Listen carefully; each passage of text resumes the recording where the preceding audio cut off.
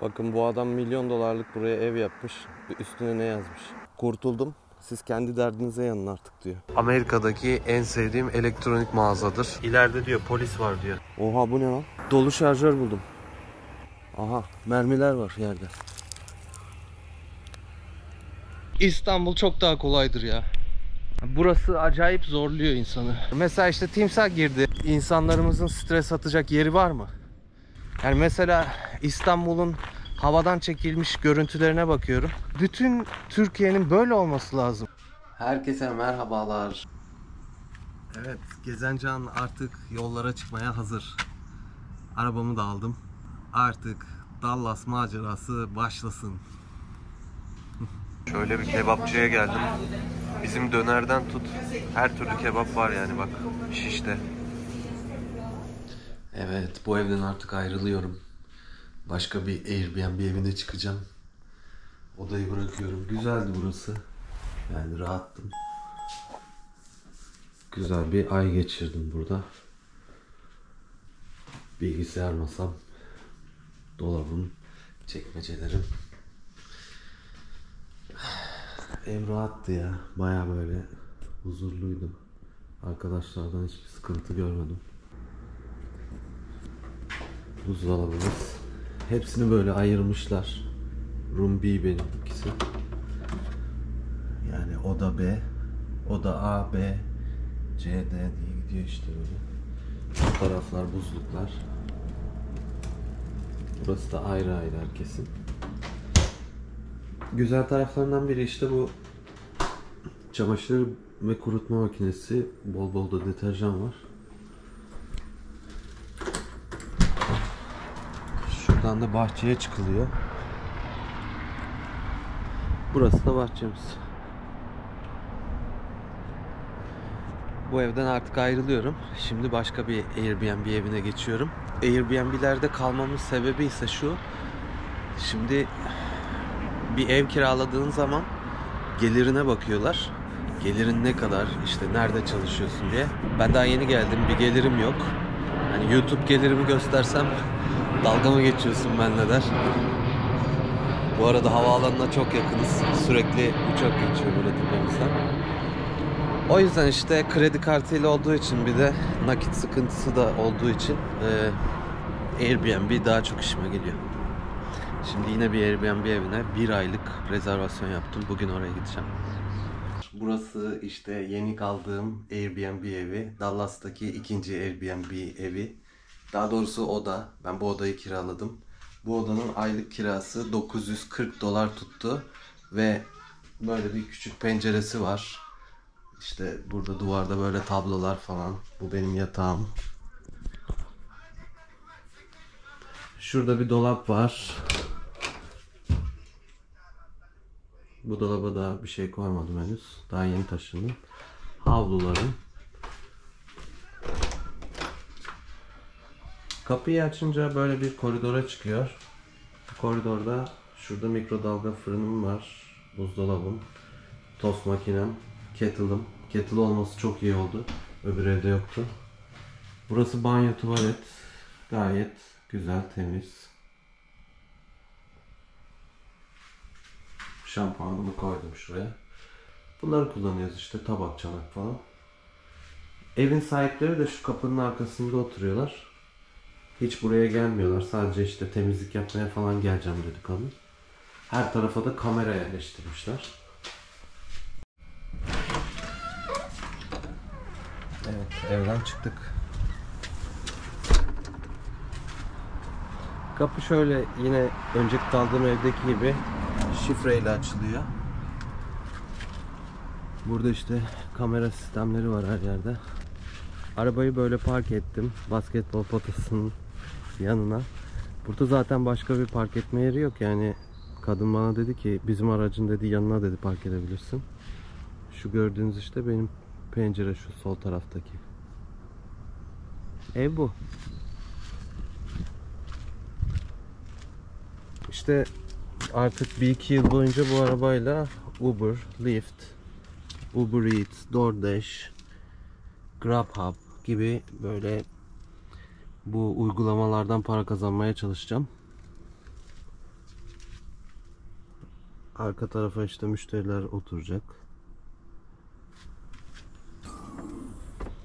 Bagajı böyle bayağı büyük. Toyota Prius. Şurayı kaldırdığınız zaman bak buradan bir kablo çıkıyor. Bunu şarj edebiliyorsun. Ve bu şarjla belli bir mesafeyi hiç yakıt harcamadan gidiyor. Sadece elektrikle. Onun dışında şurayı kaldırdığınız zaman burada normalde hani bütün arabalarda yedek lastik olur ya bunu kaldırdığınız zaman. Burada o yok. Yedek lastik yerine burası full pille dolu. Böyle kocaman bir batarya var şurada.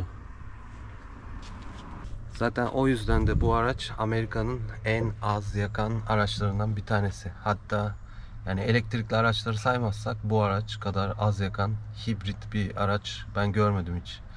50 ila 55 milde 1 galon benzin tüketiyor bu araç. Yani bu da Amerika'da çok iyi bir rakam. Genelde Amerika'da 20 ila 30 milde 1 galon yakıyor araçlar. Bu 50-55 milde 1 galon yakıyor. Gayet güzel.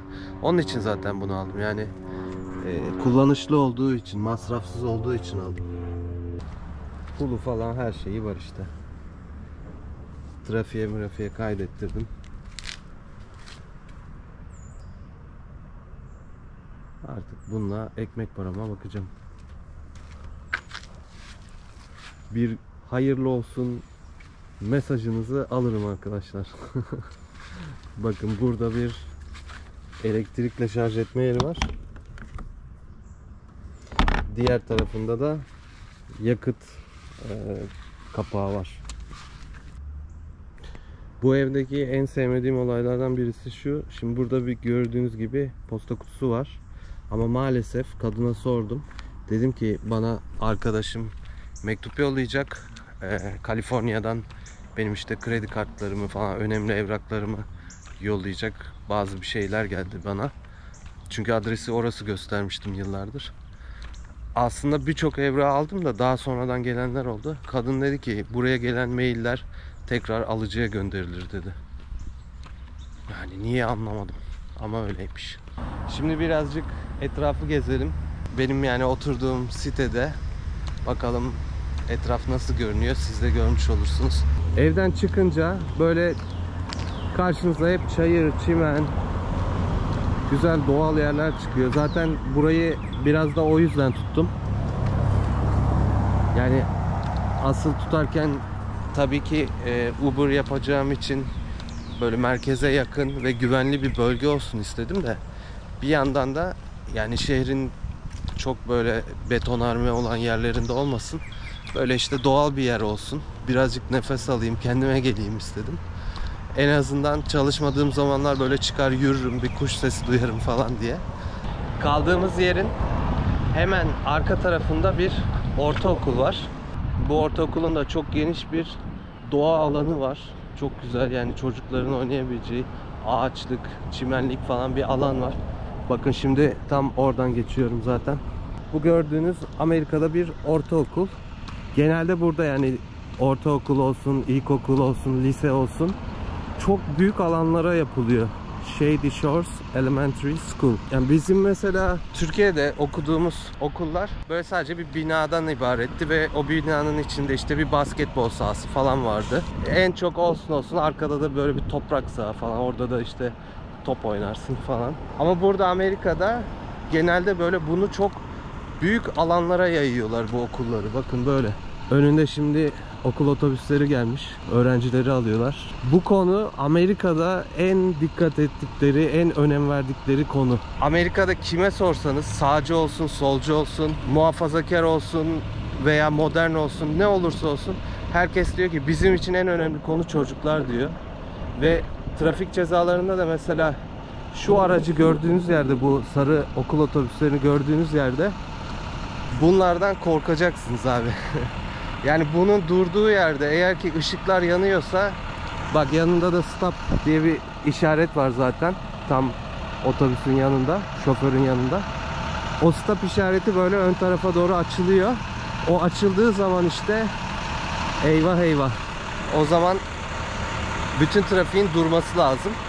Çünkü bu demek oluyor ki araçtan bir çocuk inecek, evine gidecek veya okuluna gidecek. Bak polis arabası bile gelmiş buraya, görüyor musun? Yani en çok üstüne titredikleri konu bu.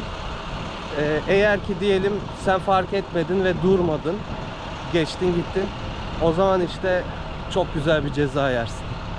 Ama bildiğim kadarıyla miktarı en büyük trafik cezası alkollü araç kullanmak. İşte ona burada hiç müsamahaları yok. Eğer ki alkollü araç kullanırken yakalanırsanız o zaman işte bunu hiç affetmiyorlar. Yani çok büyük cezalar veriyorlar. Daha önceki yıllarda ben Uber yaparken o zamanlar işte bir yolcum vardı. Bana demişti ki ben $10.000 ceza yedim ve şu anda işte trafik kursuna gidiyorum. Tekrar ehliyetimi almaya çalışıyorum. Onun için uğraşıyorum dedi. Yani gerçekten çok büyük cezalar veriyorlar. Özellikle de alkollü araç kullanırken arabada bebek varsa, çocuk varsa o zaman zaten yani yandın ya. Yer yarılsın da içine gir yani. Öyle büyük bir ceza verir ki hakim.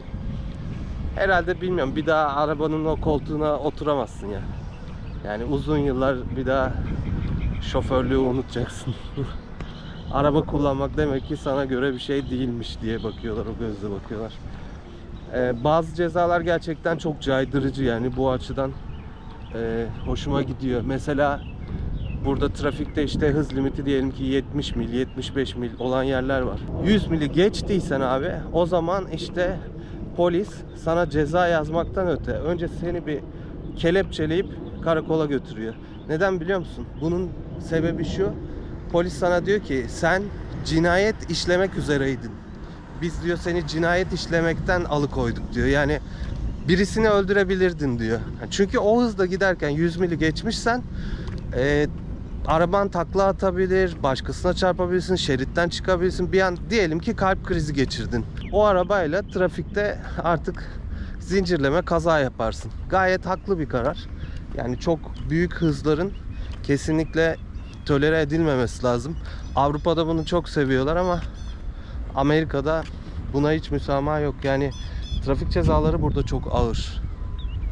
Bakın buraya insanlar gelmişler. Kuyruk oluşturmuşlar araçlarıyla. Hepsi çocuklarını almaya geliyor galiba ya da bırakmaya geliyor.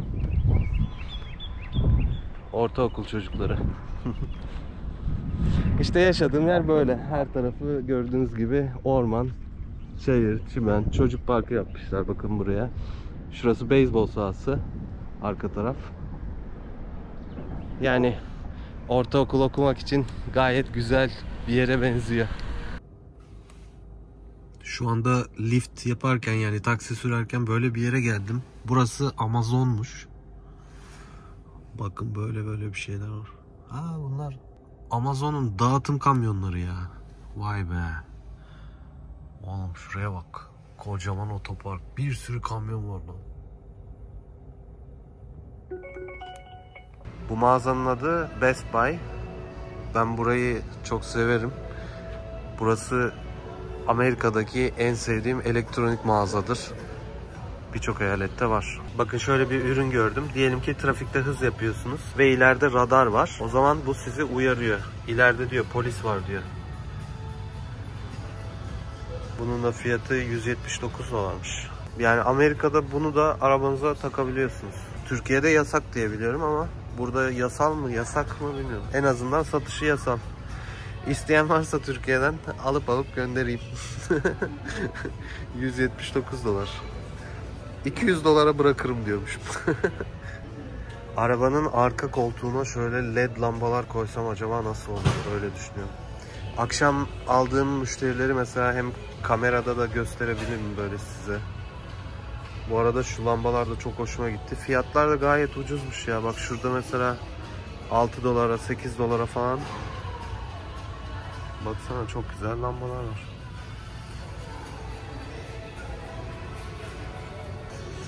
Sony'nin şöyle bir hoparlörü çıktı karşıma. $500. Ha bak burada galiba kullanılmışı var. Bu da $200'mış. Bunlar GPS'ler niye bu kadar pahalı hala bilmiyorum ya. Çünkü GPS kullanan kalmadı artık piyasada. Yani arabaların zaten ekranlarında GPS var. Telefon ekranlarında var. Ama GPS'lere bakıyorsun, fiyat hala 130 dolar, 450 dolar, 250. Allah Allah, bunları alan mı var ki bu kadar pahalı ya? Burası da dronların olduğu bölüm. 1400 dolara bir drone var. Arkada birisi enerji içeceği bırakmış. 1600 dolara var. 719 dolar. DJI Mini 3 Fly'mış. Bak yanında da uzaktan kumanda var. Bu da gimbal denen alet. Bak burada en güzelleri burada. 1159. 3000 dolara var. Şunun kamerasına bak ne kadar güzel. Mavic 3 Pro. Bu 1200 dolar, bu gözlükle birlikte. Çok güzel ya. Bu arada arkadaşlar, videolarımda kullandığım drone görüntülerini çok soran oluyor. Benim bir drone'um yok. Kimsenin de drone görüntülerini çalıp falan koymuyorum. O drone görüntülerini satan bir site var. Yıllık üyeliği 200 dolar. Envato Elements isimli bir site. Yani bu konuyla ilgilenen, bunu yapmak isteyenler de kullanabilir, yararlanabilir. Envato Elements'e girip üye oluyorsunuz.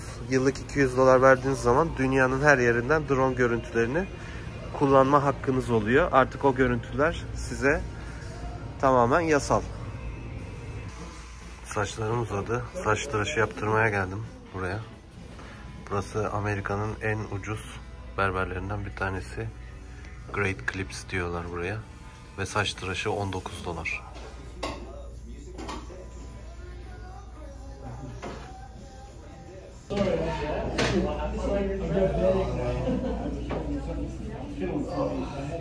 Şuraları sıfır yaptıracağım. Şuralar sıfır olacak. Üstleri de herhalde kısaltırım. Toplam 19 dolar tutuyordu. 7 dolar bahşiş bıraktım. Çok zenginim ya. Yeni saçlarım. Nasıl olmuş? İşte Amerika'da çok iyi bir berber bulamazsın. Ama berberler çok iyi bahşiş alırlar. Ya burada her şeye başlıyor demek zorundasın zaten de. İşte berbere verilecek en az bahşişlerden bir tanesi de bu. Eve dönerken yolda bakın ne gördüm ya. Bu bir kokarca.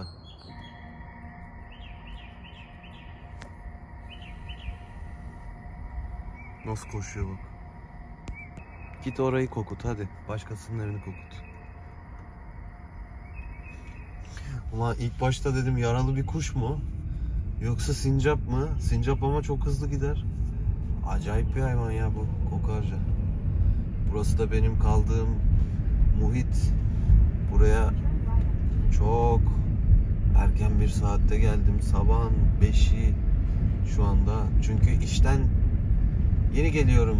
Evet, bugün ilk kez Uber yaptım ama size izletemiyorum çünkü neden diye sorarsanız benim arabamda kamerayı koyacak yer yok şu anda. O bir. İkincisi de arabanın arka koltuğuna bir aydınlatma yapmam lazım önce. Önce dedim kendim bir deneyim edeyim falan. Ama bayağı zor geçti ya. Yıllardır yapmadım Uber. Bayağı zorlandım bugün.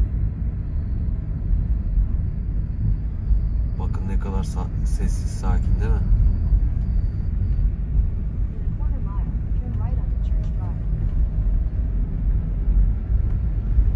Bu Toyota Prius'un da böyle bir özelliği var işte. Size aküden mi harcıyor yoksa benzinden mi harcıyor onu gösteriyor. Bak mesela gaza çok basarsam bak kırmızı çıkmaya başladı, gördün mü? Şimdi benzinden harcadı. Şimdi ayağımı çektim bak.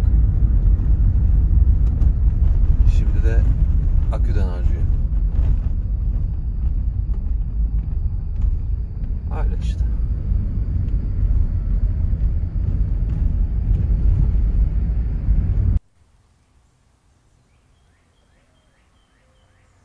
Evden çıkıp birazcık yürüyünce böyle bir göl kenarına geliyorsunuz. Gerçekten çok güzel, huzur buldum.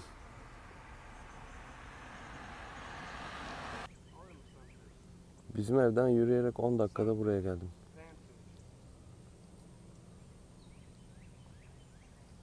Balık da tutuyorlar burada.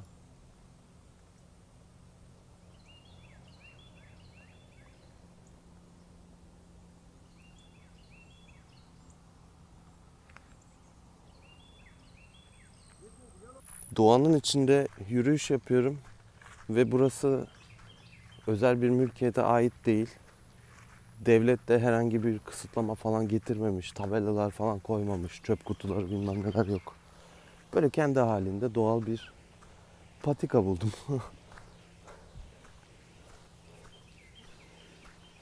Ve patikanın sonunda göle açılıyor. Geldik göl kenarına. Amerika'da pek çok suni göl var. Sanırım bu da onlardan bir tanesi olması lazım. Genelde böyle büyük şehirlerin yanlarına böyle suni göller yapıyorlar ki insanlar işte eğlensin, boş zamanlarını geçirsin. Jet ski satın alsın, tekne satın alsın, balığa çıksın. Mesela bu göllerin içine böyle balık bırakıyor devlet. Belli zamanlarda balıkları böyle toptan bırakıyorlar. Sonra işte mesela diyor ki 10 dolar giriş ücreti ver, 20 dolar giriş ücreti ver. Git işte sabahtan akşama kadar balık tut orada. Yani alan memnun, satan memnun. Kaliforniya'da da var böyle göller. Pek çok yerde var. Antep fıstıklı çikolataya benzemiş bu. Her yer yemyeşil suyla kaplı. Kurbağa cenneti, bak kurbağaların sesi geliyor buradan. Bak şurada balık tutanlar var.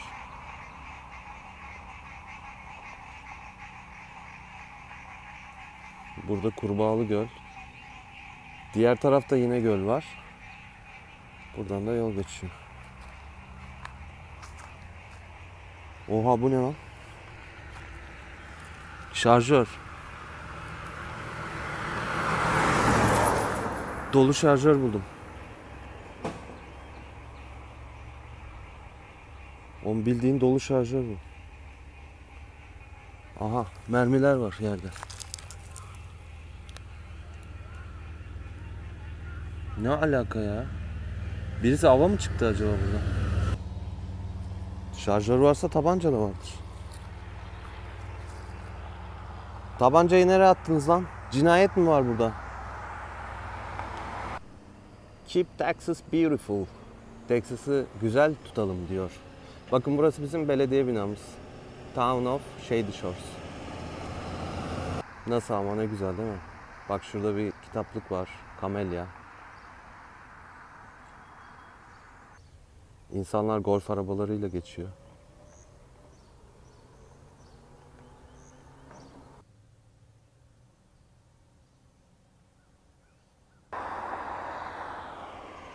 Yolda bir ölü yılan buldum.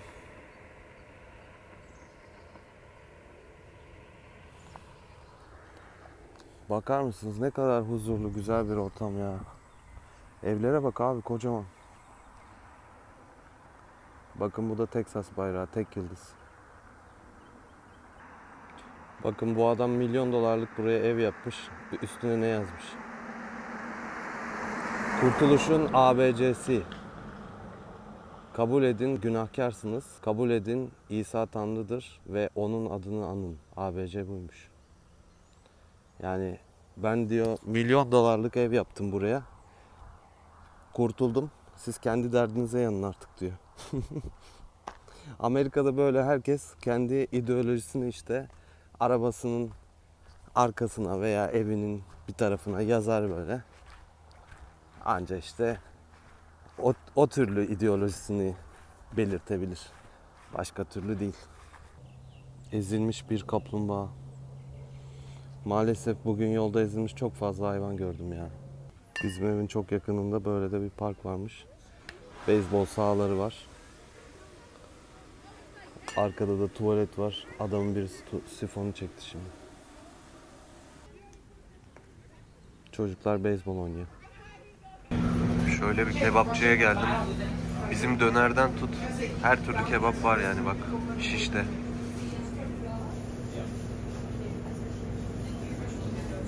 Fiyatlar da uygun yani. 8, 10, 11 o civarda.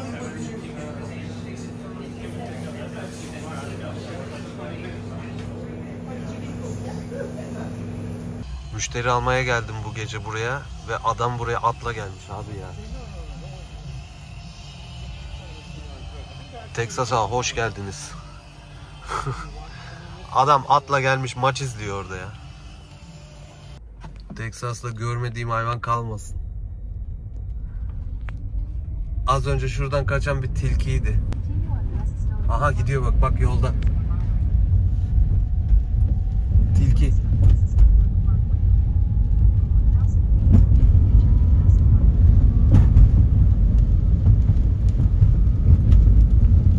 Bak tilkiyi görüyor musunuz?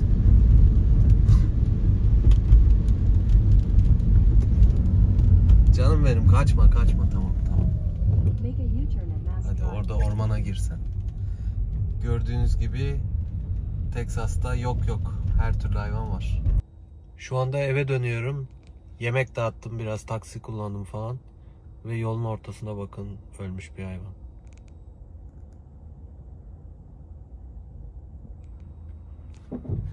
O kadar çok ölmüş hayvan gördüm ki böyle yol ortasında bırakılmış. Ceylan gördüm. Böyle bir amarillo muydu neydi, bir garip bir hayvan vardı. Karınca yiyen hayvanına benziyor. Ondan gördüm falan. Çok garip ya. Abi vahşi yaşamla iç içe yaşıyorlar. Ama tabii o vahşi yaşam medeniyeti bilmiyor. Yani yola çıkıyor, yolda ezilip gidiyor ya. Çok yazık. Çok üzülüyorum. Bakın arkadaşlar, şimdi size bir şey gösteriyorum. İleride okul otobüsü var. Okul otobüsünün arkasına nasıl dizilmişler. Demin bir durdu. Herkes durdu. Amerika'daki insanların en korktuğu şeydir. Polisten daha çok okul otobüsünden korkarlar. Çünkü cezası çok yüksek.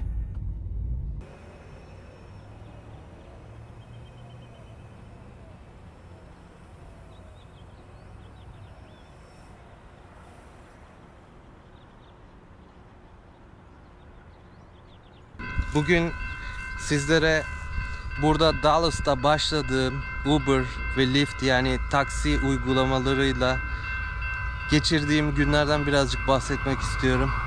Şu ana kadar arabada çekim yapamadım ama bundan sonra yapmaya başlayacağım.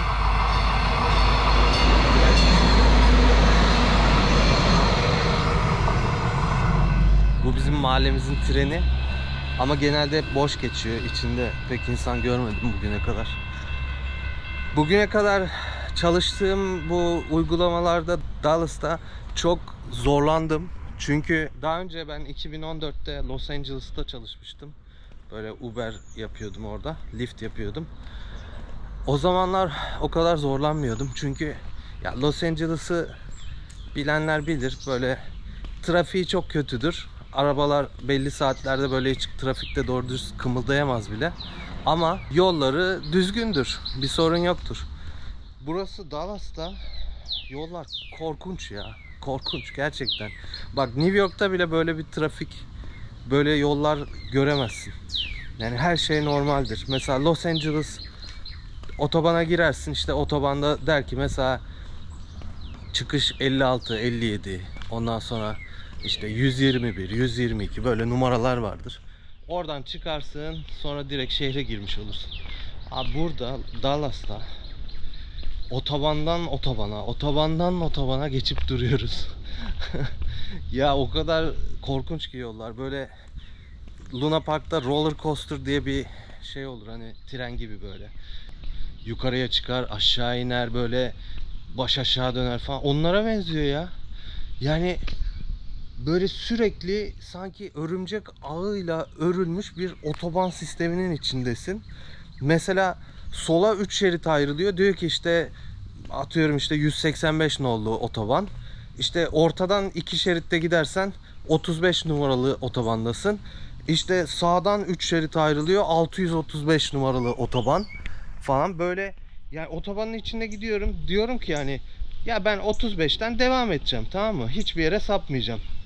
Abi ne mümkün. Yani sürekli böyle gözün telefon ekranında olacak veya böyle oradaki yukarıdaki tabelalarda olacak. Sürekli böyle bakacaksın, acaba yanlış bir otobana girmeyeyim diye. Yani çünkü sürekli böyle otoban ayrılıyor yollar. yanlış yola sapmamak çok zor. Yani gerçekten burası bence hem Amerika'nın hem de belki dünyanın, bilmiyorum, Çin'i falan çok görmedim, otobanlarını falan bilmiyorum. Ama en zor şehirlerinden birisi. Araba kullanma açısından en zor şehirlerinden birisi. Yani eminim İstanbul çok daha kolaydır. Yani İstanbul'da araba kullanmışlığım çok var. İstanbul çok daha kolaydır ya. Burası acayip zorluyor insanı. Ya ben şu anda en hardcore seviyeden başladım bu işe. Bakalım bundan sonra daha da kolaylaşır diye umuyorum ama bilmiyorum ya, her gün çok büyük zorluklar yaşamaya devam ediyorum. Şimdi ben 10 senedir araba kullanmadım. 2014'ten beridir araba kullanmıyorum. Sadece bir 2021 yılında 2 haftalık bir araba kullanmışlığım var, onu saymazsak yani. Onda da Meksika'da araba kiralamıştık. Serpil ve Zeynep isimli iki arkadaşımla birlikte Yucatan Yarımadası'nı gezmiştik.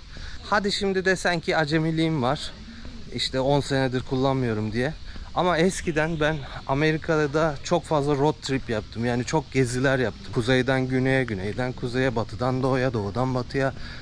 Yani 6-7 sefer Amerika'yı böyle turladım arabayla. Taşınırken yaptım. Ondan sonra bir yerden bir yere geçerken iş icabı yaptım falan. Yani o zamanlarda da Amerika'da gördüğüm en zor trafiği olan, en kaotik, en böyle karmaşık, anlaşılması zor ve korkunç. Bak, korkunç kelimesinin üzerine basarak söylüyorum çünkü ya böyle bir otobandan yukarıya bir yerlere çıkıyorsun, aşağıya iniyorsun. Bazen o kadar yukarıya çıkıyorsun ki altında 3-4 tane daha böyle kat kat yol var. Oralardan da araçlar geçiyor. Hani düşsen böyle aşağıya oradan, cesedin paramparça olur. Acayip ya, böyle o zamanlar bile demiştim ya, burası dedim korkunç ya dedim. Dallas'ta araba kullanmaya ben korktum dedim. Acaba burada insanlar nasıl kullanıyorlar demiştim. Şimdi geldim Dallas'a, araba kullanıyorum. Ya en hardcore, en zor seviyeden başladım. Umarım bunun bir faydası olur yani. Burada bir kazasız belasız kullanırsam, bilmiyorum, belki de buradan başka bir yere taşınacağım. Şimdilik deneme aşamalarına devam ediyorum. Bakalım, umarım bir sıkıntı yaşamam. Dallas'ın iyi tarafları da var, kötü tarafları da var. Bakın, yine bugün iyi bir şeyini keşfettim. Burada oturduğum semtte çok güzel bir yürüyüş yolu var. Aslında burada çok güzel bir bisiklet parkuru var diyebiliriz. Yani şuradan bisikletle yol almak çok keyifli olurdu. Böyle bir orman. Deminden beri yürüyorum, 15-20 dakikadır. Daha ilk defa böyle bir geniş bir boşluğa çıktı şimdi. Böyle bir boş alan çıktı, park gibi bir yer. Ha, burayı hatırladım ben. Şurada bizim beyzbol sahamız falan var. Bizim beyzbol sahamız. Artık ben de buralı olmaya başladım. Buradan devam ediyor parkur. Gerçekten yani ben Dallas'ta böyle yerler göreceğimi pek düşünmüyordum. Daha çok böyle şehir şehir şehir, her tarafı beton, yol, böyle düşünüyordum ki öyle zaten de. Ama buralarda doğa da çok fazla yani. Her taraf yeşillik aynı zamanda. O örümcek ağına bak. Bayağı büyük bir örümcek ağı.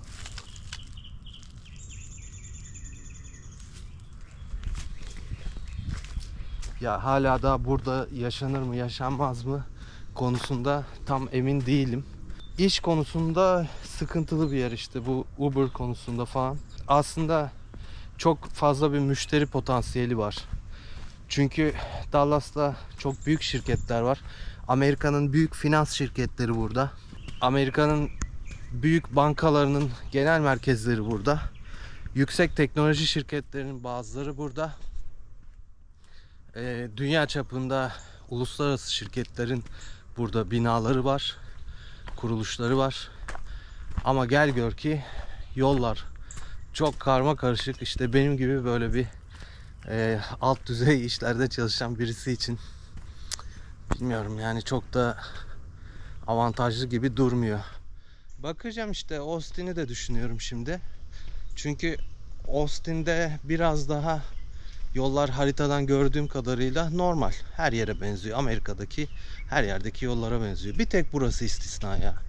Amerika'da bir tek şu lanet olası Dallas'ta yollar o Luna Park'taki roller coaster aracına benziyor. Gerçekten acayip yani. Niye böyle yapmışlar anlayamıyorum. Hani sanarsın ki çok nüfusu var. Yok abi yani. New York'ta mesela 7 milyon küsür insan yaşıyor bildiğim kadarıyla. Burada 1 milyon küsür olması lazım. Mesela Los Angeles buradan daha büyük bir şehir. Ama orada böyle yollar yok. Ne kadar güzel yerler varmış bizim sitede ya. Bakın buraya bir kamelya yapmışlar. Kızlar orada oturmuş. Bilgisayardan bir şey çalışıyorlar. Burada fıskiyemiz var. Ve şimdi fıskiyeye giden böyle bir yürüyüş yolundayım. Yanımda bir göl. Daha önce de demiştim, Amerika'da çok fazla yapay göl var. İnsanların göz zevki için böyle devlet işte suyu basıyor böyle yerlere. Göl yapıyor. Bazılarına da balık atıyorlar. Düzenli olarak işte atıyorum 10 bin 20 bin tane alabalık atıyorlar gölün içine. Sonra insanlara diyorlar ki işte burada gelin yürüyüş yapın, balık tutun, kamp yapın, şunu yapın, bunu yapın. Giriş ücreti $10. Alan memnun, satan memnun. Adam gidiyor 3 tane 5 tane alabalık tutuyor. Mangalını yakıyor, orada pişiriyor, yiyor. Yani doğaya çok önem veriyor ya Amerikalılar. Vahşi doğaya çok önem veriyorlar. Bu böyle hep sürsün istiyorlar. Yani mesela Amerika'da videolarda falan çok görmüşsünüzdür. Evinin arka bahçesine işte adamın geyik geliyor, ne bileyim ayı geliyor, çöpleri eşeliyor veya işte adam mangal yapmış, ayı da geliyor, ben de yiyeceğim diyor falan. Tilki görüyorlar sürekli. Evine timsah giriyor. Yani öldürmüyorlar. Mesela işte timsah girdi eve. Hemen işte arıyorsun yetkilileri. Geliyorlar, o timsahın boynuna bir tasma geçiriyorlar. Sonra bir arabanın arkasına atıyorlar. Az ilerideki nehre bırakıyorlar tekrar. Yani Amerikalılarda şöyle bir mantık yok. Gidelim de işte falanca gölün kenarına her tarafa böyle binalar yapalım. Etrafını betonla çevirelim. Sonra işte buranın etrafına böyle kiliseler, ne bileyim alışveriş merkezleri, şu bu yapalım. İstiyorlar ki yani oradaki doğa devam etsin hala. Ama işte etrafa yine böyle bahçeli evler veya işte devletin korumasında, eğer çok özel bir yerse devletin korumasında oraya bir doğal park haline getirelim. Girişi ücretli yapalım diyorlar. Yani mesela biz de Uzungöl'ü milli bir park ilan edebilirdik.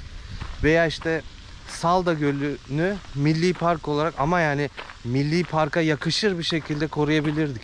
Yani NASA bile Salda Gölü'ne dikkat edin, oraya ayakkabıyla bile girmeyin, burası eşsiz bir yer, dünya çapında bir yer diyorsa, yani nasıl olur da onun etrafına tesisler yapıyoruz, nasıl olur da onun etrafına yol yapıyoruz, ben anlamıyorum ya.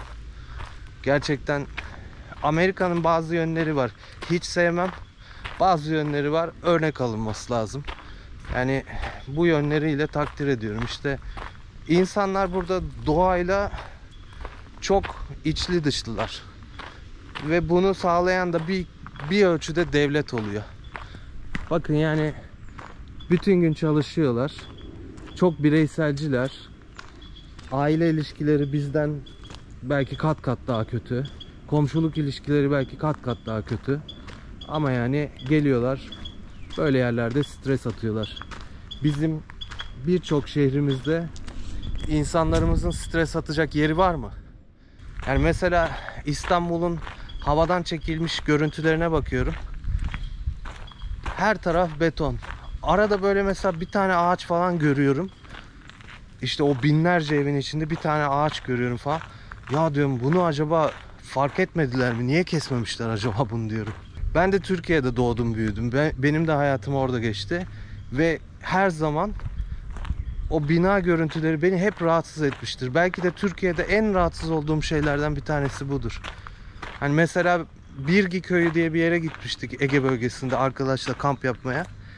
Dedim ki işte ya bütün Türkiye'nin böyle olması lazım. Mimarinin bir dokusu olması lazım. Baktığın zaman bakasın gelmesi lazım. Bir estetik olması lazım. Keyif vermesi lazım baktığın zaman. Doğayla iç içe olması lazım. Safranbolu gibi olması lazım Türkiye'nin. Cumalı Kızık gibi olması lazım. Ya da mesela şehirlerin Bodrum gibi olması lazım. Yani bir kimliği olması lazım. Bir mimari güzelliği olması lazım. Estetiği olması lazım. Orada yaşayan insanların sosyalleşebileceği alanlar, parklar olması lazım. Aynı zamanda yani tabii ki bina olacak da binalar güzel olması lazım. Yaşanılabilir olması lazım. Yani dikey değil, yapay mimarinin daha öne çıkarılması lazım. Bunlar olmayınca işte bakıyorsun binlerce bina, bir tane ağaç kalmış orada mesela. Herhalde unutmuşlar diyorsun. O ağacı kesmemişler nedense. Yani böyle çirkin çirkin yapılaşmalar ortaya çıkıyor. Ama Amerika'nın işte örnek alınacak bir yönü bu. Ama çok fazla yönüyle eleştiriyorum. Sürekli eleştirmeye devam edeceğim. Ama işte şu özelliği benim çok hoşuma gidiyor. Her gittiğiniz yerde hangi eyalet olursa olsun, New York olsun, Florida olsun, Kaliforniya olsun, Texas, Alaska, nereye giderseniz gidin doğaya çok saygılılar. Bakın işte böyle işten çıktığınız zaman veya hafta sonları çocuklarınızla gelip burada bisiklet sürebilir, mangal yakıp oturup piknik yapabilirsiniz. Veya işte bilgisayarınızı açıp gelip çalışabilirsiniz. Gayet güzel. Kime ne zararı var yani?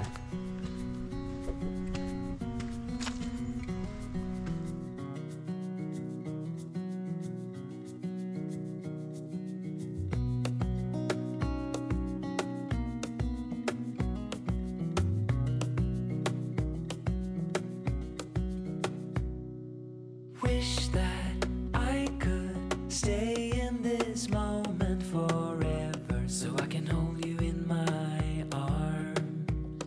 I will carry you on my shoulders as long as I'm able. Scare the monsters under your